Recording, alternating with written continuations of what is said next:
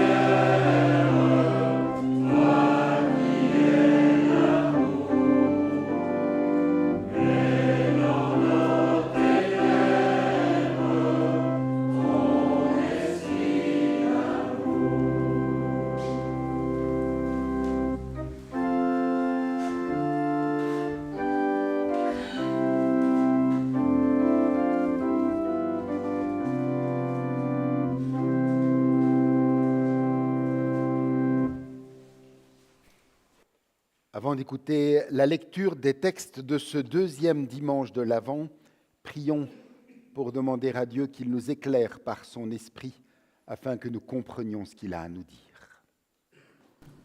Seigneur Jésus, nous voulons être des hommes et des femmes qui veillent, qui attendent ta venue. Nous voulons être de ceux en qui l'espérance de ton royaume est à l'œuvre et qui te confessent en parole et en acte. Réveille-nous, Seigneur. Ne nous laisse pas dormir. Toujours, à nouveau, à travers les âges, tu fais entendre ta parole puissante. Donne-nous des oreilles pour entendre. Par ton Esprit Saint, éclaire-nous. Amen. Amen. Nous écouterons d'abord de la prophétie de Malachie au chapitre 3, le verset 20 et les versets 22 à 24. Malachie 3, à partir du verset 20. Mais pour vous qui reconnaissez mon autorité, la justice apparaîtra comme le soleil levant qui apporte la guérison dans ses rayons. Vous serez libres et vous bondirez de joie, comme des veaux au sortir de l'étable. Souvenez-vous de ce que mon serviteur Moïse a enseigné. Observez les règles et les lois que je lui ai données sur le mont Horeb pour tout le peuple d'Israël. Avant que vienne le jour du Seigneur, ce jour grand et redoutable, je vous enverrai le prophète Élie. Il réconciliera les pères avec leurs enfants et les enfants avec leurs pères. Ainsi, je n'aurai pas à venir détruire votre pays. Nous écouterons ensuite de la première épître aux Corinthiens, au chapitre 4, les 5 premiers versets. 1 Corinthiens 4, à partir du verset 1er. Considérez-nous donc comme des serviteurs du Christ, ayant la responsabilité d'annoncer les projets de salut de Dieu. Tout ce que l'on demande à un gérant, c'est d'être fidèle. Pour ma part, peu importe que je sois jugé par vous ou par un tribunal humain, je ne me juge pas non plus moi-même. Ma conscience, il est vrai, ne me reproche rien, mais je n'en suis pas reconnu juste pour autant. Le Seigneur est celui qui me juge. Ne portez donc de jugement sur personne avant le moment fixé. Attendez que le Seigneur vienne, il mettra en lumière ce qui est caché dans l'obscurité et révélera les intentions secrètes du cœur des êtres humains. Alors chacun recevra de Dieu la louange qui lui revient. Et l'évangile de ce matin se lit dans l'évangile de Luc, au chapitre 3, les 6 premiers versets. Luc, chapitre 3, à partir du verset 1er. La 15e année du règne de Tibère César, lorsque Ponce Pilate était gouverneur de la Judée, Hérode, tétrarque de la Galilée, son frère Philippe, tétrarque de l'Ithurée et du territoire de Traconite, Lysanias, tétrarque d'Abilène, et du temps des souverains sacrificateurs Anne et Caïphe, la parole de Dieu fut adressée à Jean, fils de Zacharie, dans le désert. Et il alla dans tout le pays des environs du Jourdain, prêchant le baptême de repentance à cause du pardon des péchés, selon ce qui est écrit dans le livre des prophètes, des paroles d'Ésaïe, le prophète. C'est la voix de celui qui crie dans le désert, « Préparez le chemin du Seigneur, aplanissez ses sentiers.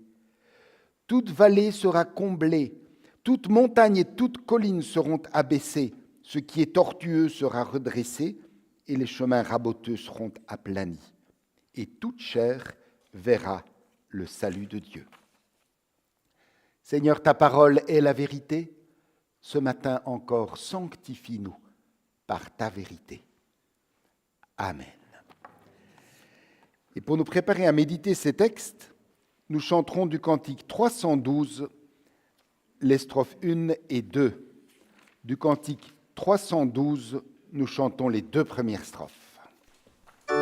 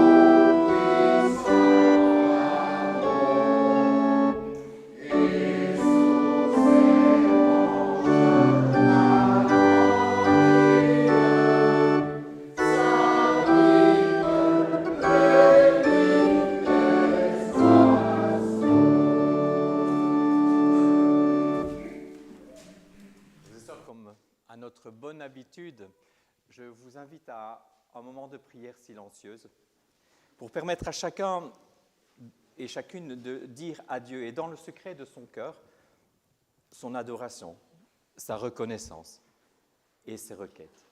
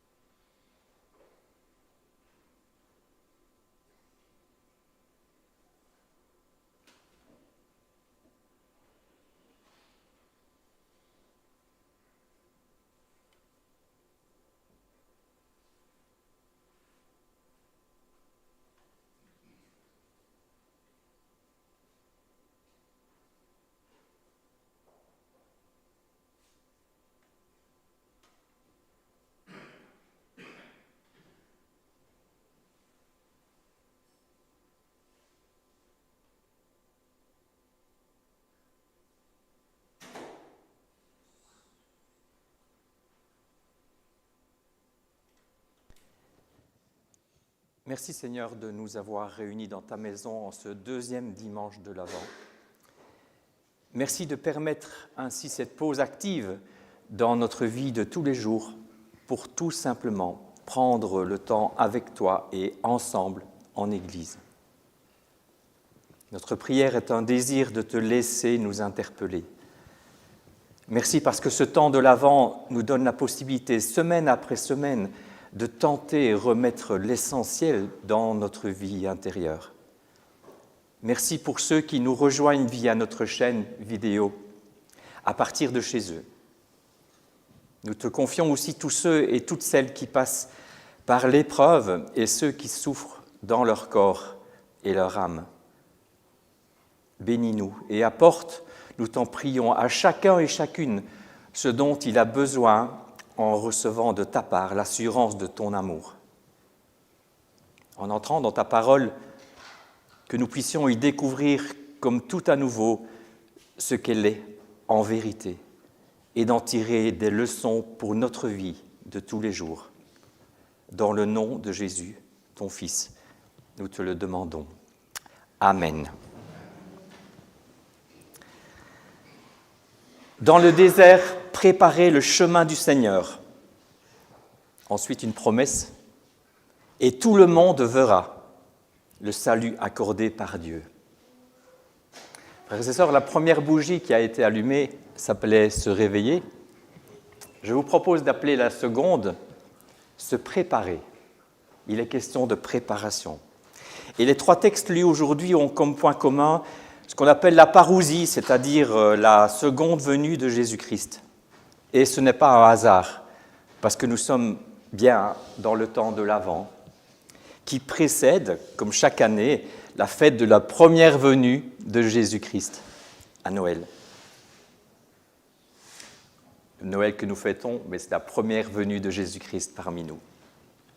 L'introduction à ce verset de l'Évangile est mise dans la bouche du prophète Ésaïe, justement. C'est la voix d'un homme qui crie « Dans le désert, préparez le chemin du Seigneur ». Alors, il y a deux façons de lire ce verset. C'est la voix d'un homme qui crie dans le désert « Préparez le chemin du Seigneur » ou c'est la voix d'un homme qui crie « Dans le désert, préparez le Seigneur ». Personnellement, je préfère cette seconde. Les deux sont valables. Il nous faut avouer que crier dans le désert n'est pas une perspective qui est très réjouissante, ni a priori productive. En effet, le monde dans lequel nous vivons recherche la jouissance dans tous ses états et la productivité, ou si vous préférez, l'efficacité à outrance. Or, le désert, selon la Bible, est un lieu qui est à l'opposé de cela. Du moins, si on le compare à ce que notre monde recherche dans le tout de suite, sans se rendre compte que des déserts, il y en a partout. Aujourd'hui, autour de nous, des lieux arides dans nos villes, dans nos villages, là où la foi, l'espérance et l'amour semblent être vraiment mis à mal. Je crois donc qu'un petit détour par le désert du Sinaï est utile ce matin. Ensuite, nous verrons en quoi consiste cette préparation du chemin du Seigneur. Quelle devrait être notre attitude dans cette préparation? Et enfin, ce grand jour, grand et redoutable, comme il nous a été dit, mais de quoi s'agit-il en fait? Faut-il en avoir peur? C'est ce que je vous propose pour la méditation de ce matin. Alors tout d'abord, le désert. Dans la Bible, il nous apprend la Bible nous permet de comprendre que c'est en vérité un lieu de rencontre. Pensons par exemple à Moïse et le buisson ardent, une des nombreuses rencontres avec Dieu dans le désert. Le désert est aussi un lieu de formation. C'est en effet dans le désert que le peuple d'Israël reçoit l'alliance avec Dieu. Et ce lieu est donc un lieu d'école à la fois et à l'écoute de Dieu. Le texte de Malachie invite le peuple à se rappeler justement l'enseignement de Moïse et de respecter la loi. C'est aussi un lieu d'épreuve, c'est vrai, mais également de purification de notre foi. Les Hébreux, ils apprennent à dépendre entièrement de Dieu, et cela a mis 40 ans, voire plus. 40 ans dans le désert pour le peuple hébreu, 40 jours dans le désert pour Jésus, pour préparer sa mission. Le désert représente donc les moments difficiles de la vie, où l'on est confronté à ses propres faiblesses, mais où l'on peut grandir spirituellement. Dans le désert, il n'y a ni ressources abondantes, ni sécurité. Cela signifie un dépouillement total, où l'homme ne peut survivre qu'en comptant pleinement en Dieu, sur Dieu. Le désert enseigne à abandonner la confiance en soi ou dans les biens matériels pour s'en remettre pleinement et uniquement à Dieu. Le désert, frères et sœurs, est aussi un lieu de transformation et de renouvellement.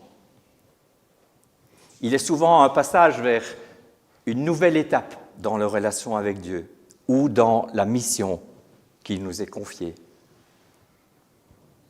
Rappelez-vous le prophète Élie qui fuit dans le désert également, et il rencontre Dieu comment? Dans un doux murmure. Il ne le connaissait pas sous cette forme-là, recevant à ce moment-là force et courage pour continuer sa mission. Jean-Baptiste, le désert est le lieu de préparation de sa mission prophétique, bien sûr, où il annonce la venue de Jésus.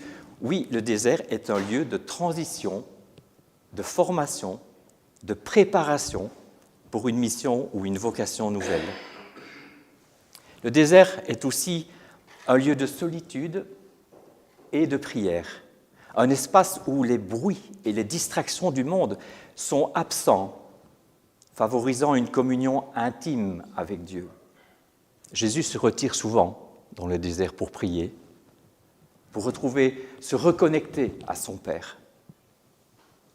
Le désert représente le silence qui est nécessaire pour entendre la voix de Dieu et nous laisser par lui notre force spirituelle nécessaire, nous laisser renouveler par lui notre force spirituelle nécessaire, chacun selon nos propres besoins. Et enfin, le désert est un lieu d'espérance et de fertilité ou fécondité spirituelle. Bien que le désert soit aride, la Bible utilise souvent son image pour symboliser l'espérance d'une transformation et d'une abondance future. Le désert est une promesse de vie nouvelle, où la sécheresse spirituelle est transformée en fertilité. Finalement, à la lumière de la Bible, le désert n'est pas un lieu aussi moche que ça. Il représente à la fois les défis spirituels et les épreuves qui vont avec, comme on dit à Liège, ainsi que les opportunités de transformation et de croissance dans la relation avec notre Dieu. Voilà pour ce qui est du désert. Alors comment préparer ce chemin du Seigneur? Eh bien, cette préparation, elle est d'abord un chemin personnel et intérieur. Changez de vie, repentez-vous, soyez baptisés, crie Jean-Baptiste. Reconnaissez mon autorité, observez les règles d'amour enseignées par Moïse, dit Dieu par le prophète Malachie. Et l'apôtre Paul aussi va insister sur une autre attitude qui est essentielle, c'est celle de se considérer comme des serviteurs fidèles et non pas des juges, ni envers soi-même, ni envers les autres. Le Seigneur seul est juge et personne d'autre, dit-il. Alors envers les autres et le monde, Paul ainsi que l'Église préparent les chemins du Seigneur par l'annonce de la bonne nouvelle. Il dit au début « Reconnaissez en nous les serviteurs de Dieu qui annoncent la bonne nouvelle ». En nous, c'est qu'il s'adresse probablement à des personnes qui sont hors Église. Mais nous sommes l'Église, et comme Paul, notre mission est d'annoncer cette bonne nouvelle, celle du salut de Dieu qui est offert dans son amour inconditionnel à tous et toutes à travers l'œuvre de Jésus-Christ.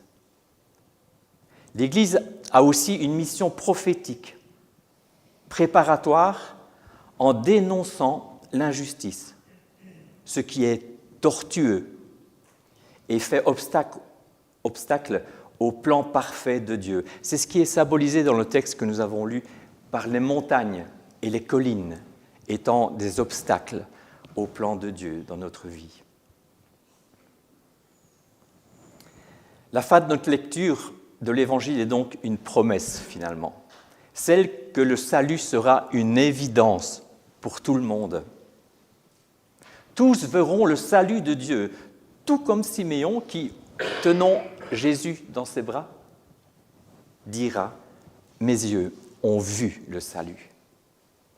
Noël, au bout de notre chemin de l'Avent, est cette lumière pour la révélation aux nations. Cette révélation aux nations, c'est Jésus. C'est l'Emmanuel, Dieu avec nous. Alors pour ce qui est de ce jour grand et redoutable, les récits apocalyptiques de la parousie, c'est-à-dire le second retour de Christ, utilisent souvent un vocabulaire qui fait un peu peur, c'est vrai. Mais il est question en effet du jugement dernier de Dieu. Cependant, tout comme l'appel de Jean-Baptiste à la conversion pour le pardon des péchés, les références à la parousie ne sont pas là pour faire venir le malheur. Ce n'est pas ces paroles qui sont là pour faire venir le malheur, mais justement pour qu'il n'arrive pas. Pour mettre en garde le peuple qui se détourne délibérément de Dieu. Il ne faut jamais oublier que le seul juge, c'est Dieu. Nous l'avons déjà dit, comme il l'a rappelé également l'apôtre Paul. Or, nous savons que notre Dieu est un Dieu juste et bon, et qu'il a manifesté son amour envers nous en offrant son Fils sur la croix. Celui-ci est devenu notre suprême avocat et notre justice même. C'est pourquoi nous devrions nous appuyer davantage plutôt sur les bénédictions qui sont promises dans ce grand jour, ce jour grand et redoutable. Et en voici quelques-unes dans les textes que nous avons lus aujourd'hui. Dans Malachie notamment, la justice de Dieu apparaît comme une source de guérison, dit-il, de liberté et de grande joie, au verset 20. Alors, il y a une comparaison avec les veaux qui sortent de l'étable au printemps. Alors, personnellement, vous savez que, je vous l'avais dit, je crois, donc je suis un fils d'une famille de 7 enfants et mes parents étaient éleveurs agriculteurs. Je peux vous assurer que lorsque les veaux sortent pour la première fois au printemps, c'est spectaculaire. C'est même parfois assez dangereux parce que parfois ils sautent au-dessus des clôtures, donc il faut les recoudre. Bon, c'est moins marrant. Mais c'est vraiment une grande, grande joie, en fait. Et c'est cette image, évidemment, me parle et me saute aux yeux. Mais sachez que c'est une grande joie. Une grande joie. Dans Malachie, on parle aussi de réconcilier des pères avec leurs enfants et des enfants avec leurs pères. Par Élie, dit-il. Alors il y a un lien particulier avec Jean-Baptiste qui a été considéré d'ailleurs comme étant Élie de retour. Ce retour d'Élie a été fortement entendu dans le peuple d'Israël et l'est sans doute encore aujourd'hui. Mais rappelez-vous aussi les paroles de Jésus sur la croix. Élie, Élie, lama sabachthani. Mon Dieu, pourquoi m'as-tu abandonné? Donc Élie voulait dire mon Dieu. Les gens qui étaient là ne le comprenaient pas. Ils se sont dit, mais attendons, on attend Élie, c'est peut-être lui qui va venir. Ils se sont trompés à ce moment-là. Dans 1 Corinthiens 4, les bénédictions sont la mise en lumière de tout ce qui est caché. Et aussi la révélation des intentions secrètes du cœur des humains. Ce n'est pas quelque chose de négatif, ça, intention secrète du cœur des humains. Parce que la conséquence de cette révélation des intentions secrètes, c'est la louange de Dieu envers nous. C'est-à-dire la révélation de ce qu'il y a de meilleur en nous. Alors, un bref résumé de ce qui a été dit.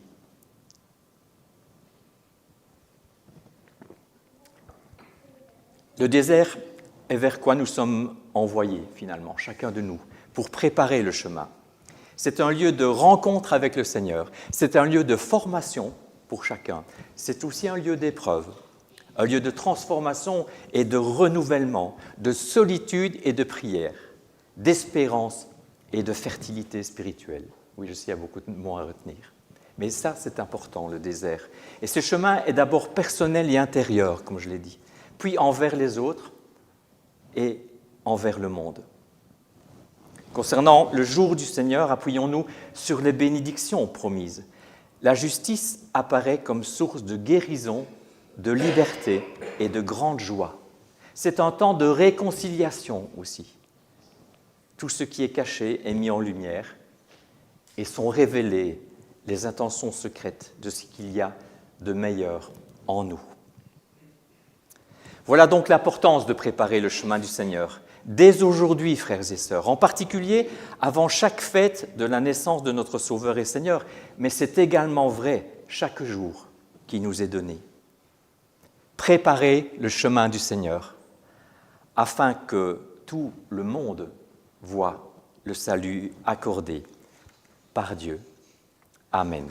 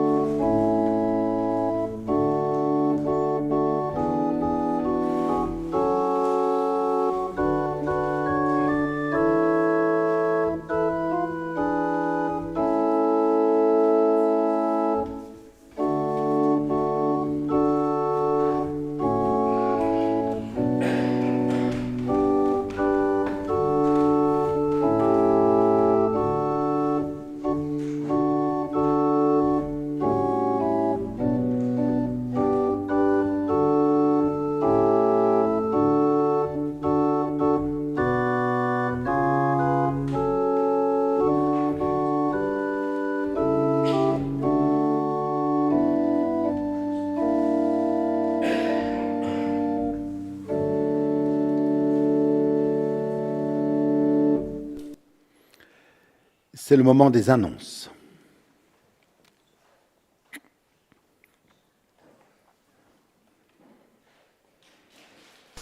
Tout à l'heure, à 17h, comme chaque dimanche maintenant, il y aura donc le culte dans notre église filleule de la Louvière. Ce sera également le deuxième culte de l'Avent.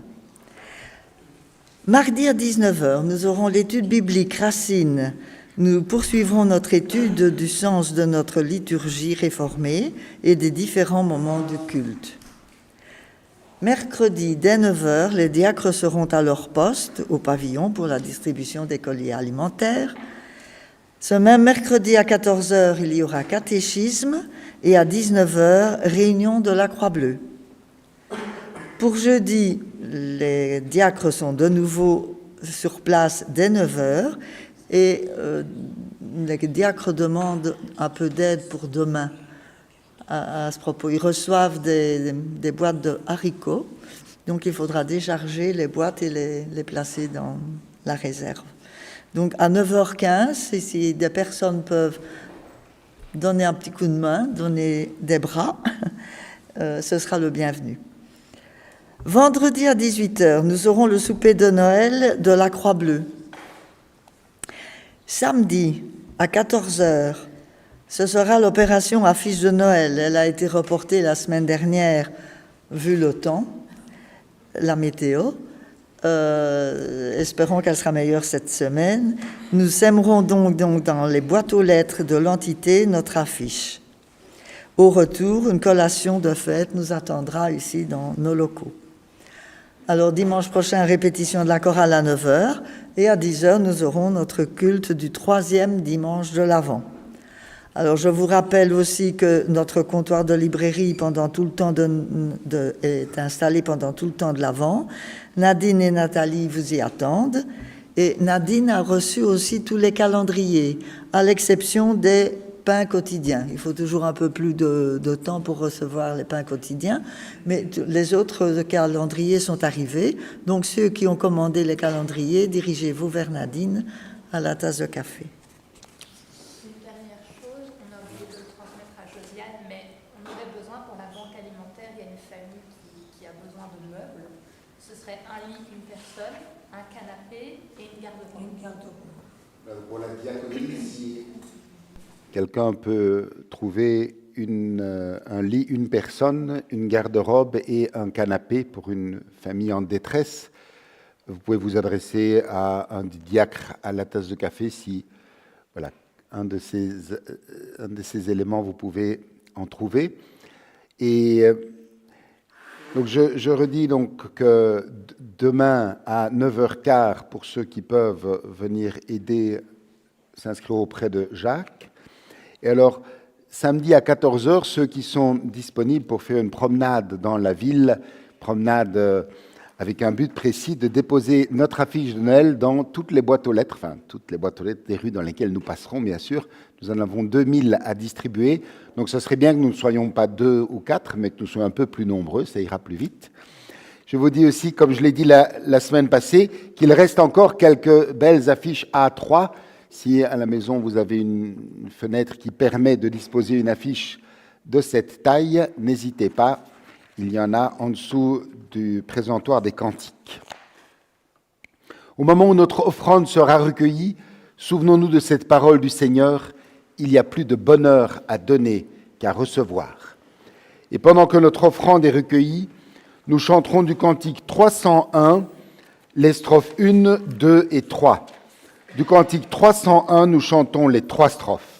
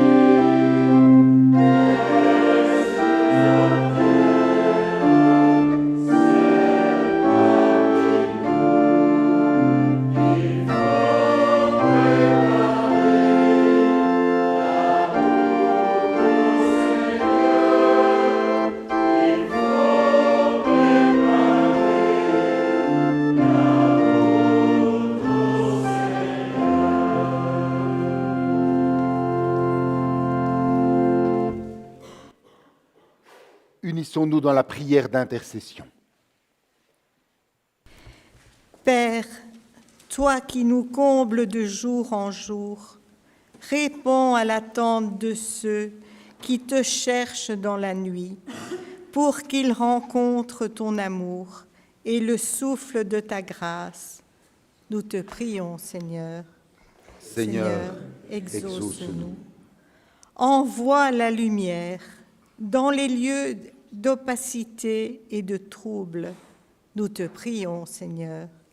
Seigneur, exauce-nous. Restaure le regard de ceux dont l'espoir est brisé et nourris de ta présence ceux qui sont la proie de la violence. Nous te prions, Seigneur. Seigneur, exauce-nous. Prends en tes bras nos pauvretés, illumine nos souvenirs, pour qu'ils soient porteurs de sens et que ta fidélité franchisse l'épaisseur des temps. Nous te prions, Seigneur. Seigneur, exauce-nous. Réveille en nous l'amitié pour les autres et le goût du partage en ton nom. Au nom de ton Fils, notre Sauveur. Amen. Je vous invite à vous lever, élevons nos cœurs vers le Seigneur. Vraiment, Seigneur, tu nous rends l'espoir. Ta présence et ton amour nous font vivre. Tu prends à cœur notre cause, tu nous rejoins dans nos souffrances comme dans nos joies. Aujourd'hui même, beaucoup d'êtres humains vivent dans la détresse et dans la honte, mais tu es là, tu es le Dieu qui sauve. Avec le Christ, tu nous remets debout, tu nous rends l'espoir et tu nous unis à ceux qui marchent vers le royaume que tu promets. Avec eux, nous te chantons, Saint, Saint, Saint est le Seigneur.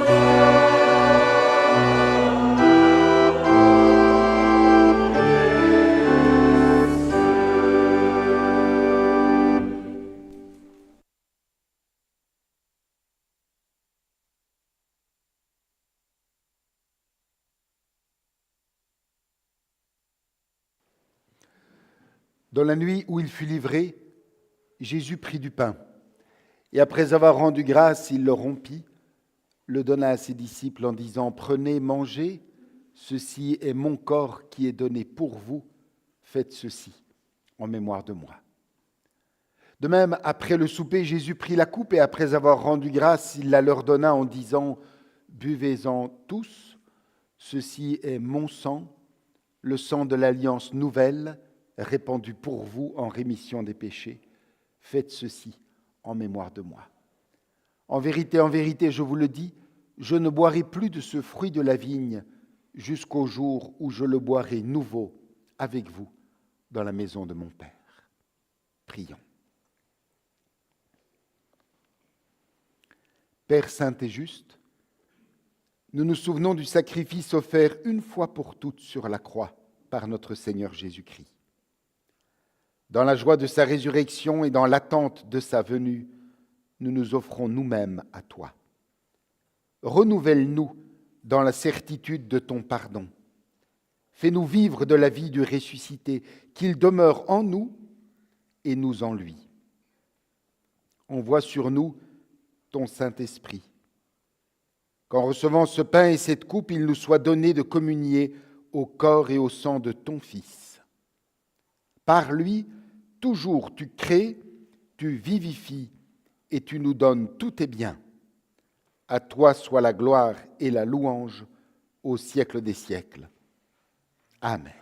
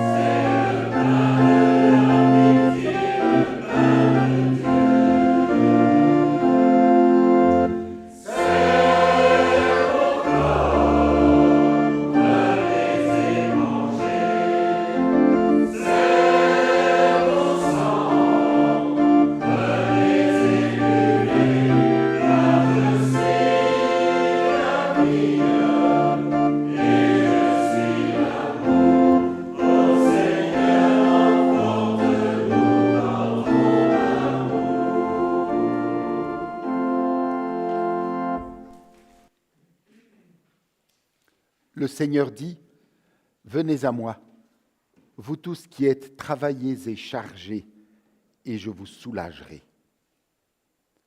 Chers frères et sœurs, en nous approchant de la table du Seigneur, souvenons-nous que notre place autour de celle-ci n'est possible que parce que nous reconnaissons notre indignité et que nous comptons sur sa grâce infinie. Venez, dit le Seigneur, car tout est prêt. Et j'invite ceux qui sont au deuxième rang à se mettre là.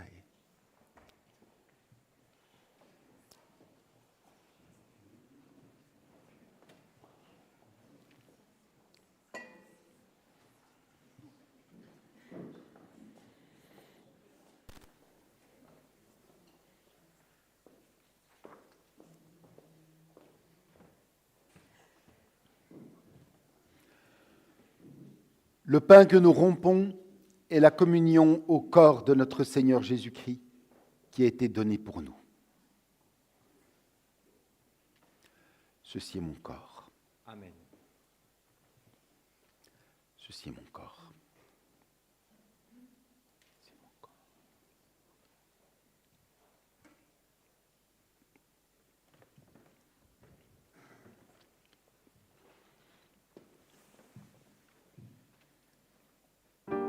Ceci est mon corps. Ceci est mon corps.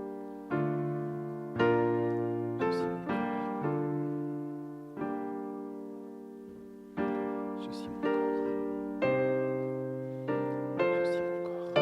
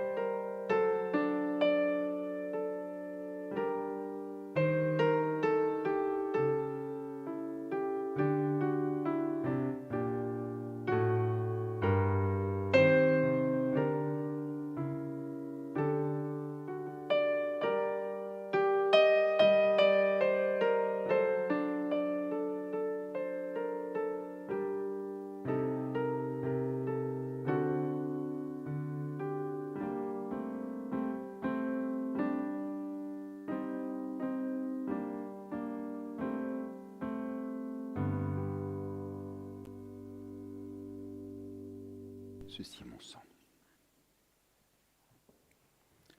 Ceci est mon sang. Amen.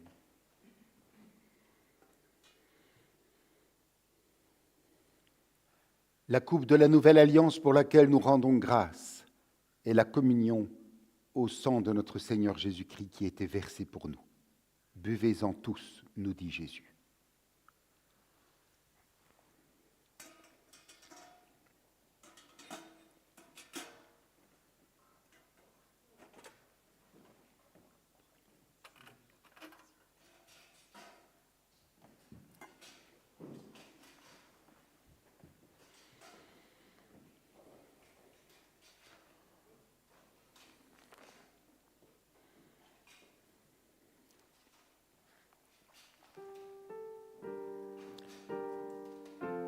Je bénirai l'Éternel en tout temps.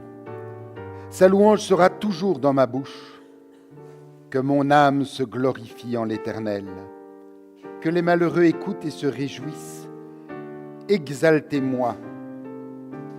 Exaltez avec moi l'Éternel. Célébrez tous son nom.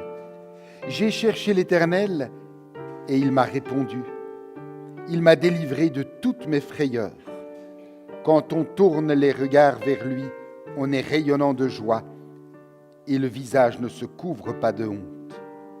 Quand un malheureux crie, l'Éternel entend et il le sauve de toutes ses détresses. L'ange de l'Éternel campe autour de ceux qui les craignent et il les arrache au danger. Sentez et voyez combien l'Éternel est bon. Heureux l'homme qui cherche en lui son refuge.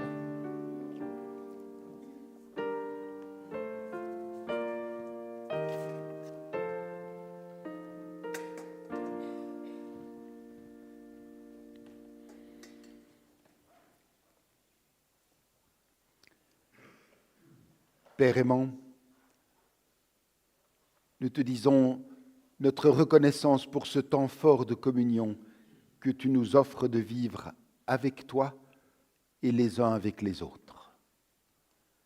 Nous te prions de nous aider dans notre travail de préparation de nous-mêmes.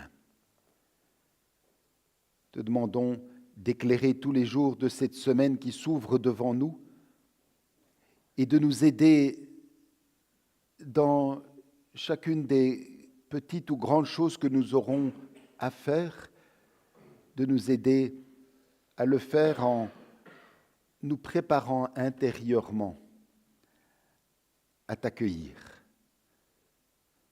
Rends-nous tels que tu nous veux, dans le nom de ton Fils, avec qui nous disons d'une même voix, en nous donnant la main en signe d'unité. Notre Père, qui es aux cieux, que ton nom soit sanctifié, que ton règne vienne, que ta volonté soit faite sur la terre comme au ciel. Donne-nous aujourd'hui notre pain de ce jour.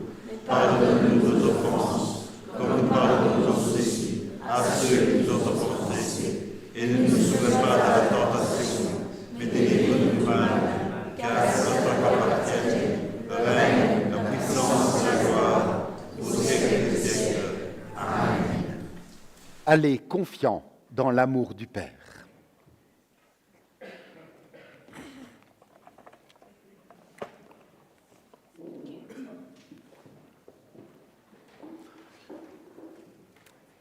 Je vous invite à prendre place, parce que vous savez que nous vivons un avant musical. Et puisque le nom de la deuxième bougie de notre couronne de l'Avent, c'est se préparer intérieurement, et que nous espérons que ce sera vraiment le mot d'ordre pour toute notre semaine, nous vous proposons d'entrer dans ce travail de préparation intérieure en vous mettant à l'écoute de 2 prières chantées par la chorale.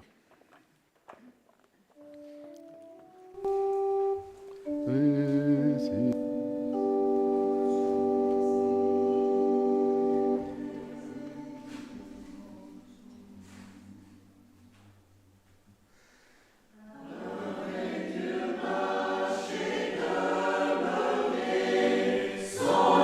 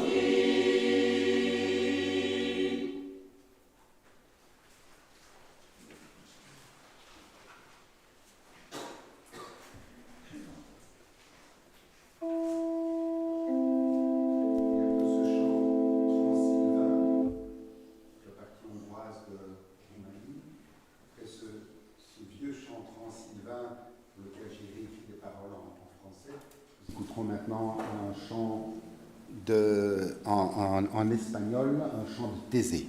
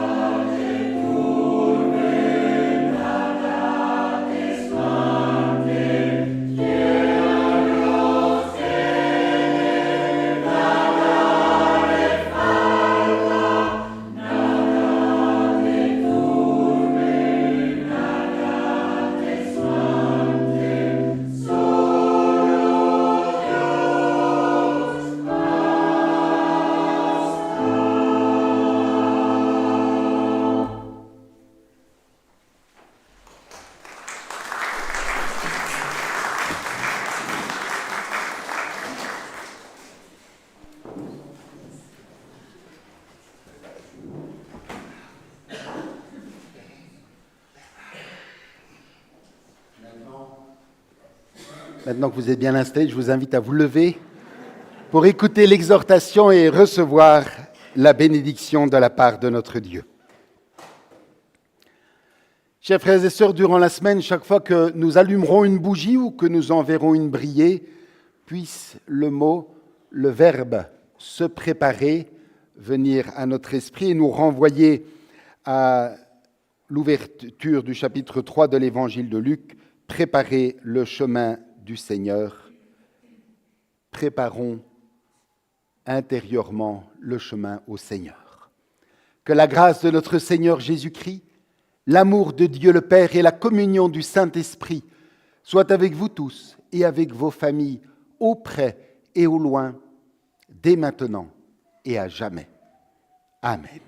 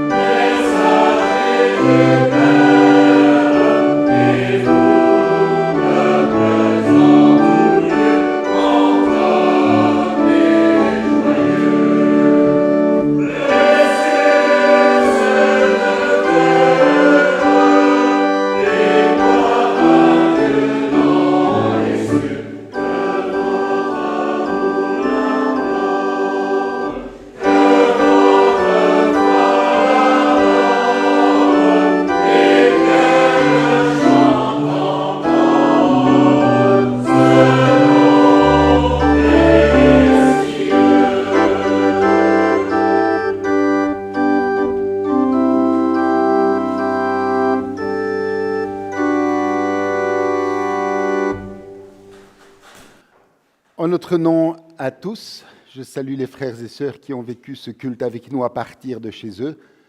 Nous vous souhaitons de vivre un deuxième dimanche de l'Avent et une deuxième semaine bénie. À bientôt. Et nous sommes invités à nous rendre dans la grande salle.